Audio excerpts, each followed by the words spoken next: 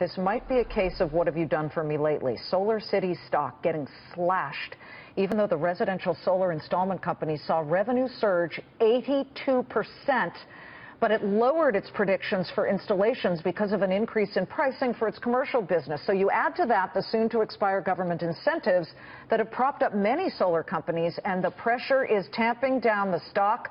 Last summer, I pressed CEO Lyndon Rive about the ticking clock on government subsidies. He said, we're ready for it.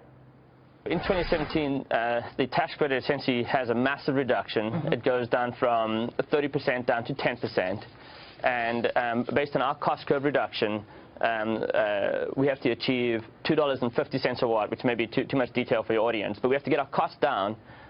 We have a clear roadmap of getting our costs down to that point, so that come 2017, we'll punch right through it. Okay, well, they've got a year, and that was a year ago. Look at Solar City shares. They are tanking more than about 23% at the moment.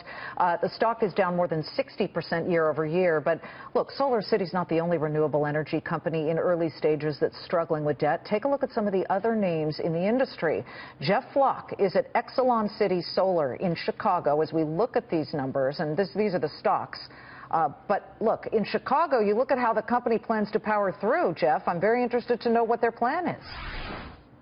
Well, this is the largest urban solar installation in the country. You're looking at some of the 32,000 solar panels here. This is Exelon's installation. But I tell you, the problem is nobody can make any money on this. We just flew a drone over this, by the way. A lot of people say, you know, solar doesn't work because you can't put it in a city. Well, this is in Chicago. And if you look at the enormity of it, I mean, solar seems like such a great idea. You don't have to dig in the ground and get black lung. You don't have to frack. You don't have to blow up the world with nuclear power.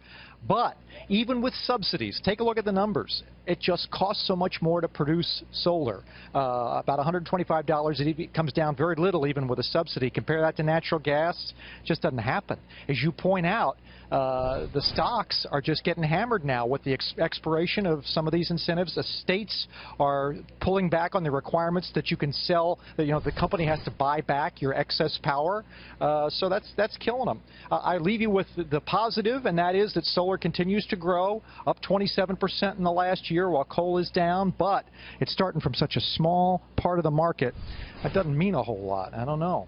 I will say, Jeff, Solar City had sales up 82% year over year. Somebody's using their services. It's growing. It's growing. They're just not making any money. That's the problem. It just can't make it work. Well, sounds like Twitter. Listen, we wish them the best because we like ingenuity here. I do too. It's a great thing. Well, why not? We like. Put the, you know, we're not digging in the ground. Guys are not getting black lung. It's great. You know, only it worked. It'd be great. Exactly. I want to put some of those things in my lawn where the solar, right, and then they're not quite emitting enough light right now. You could go out and sunbathe out there. Yeah, not yet. yet. Exactly. Jeff, thank you very much. Jeff Flock.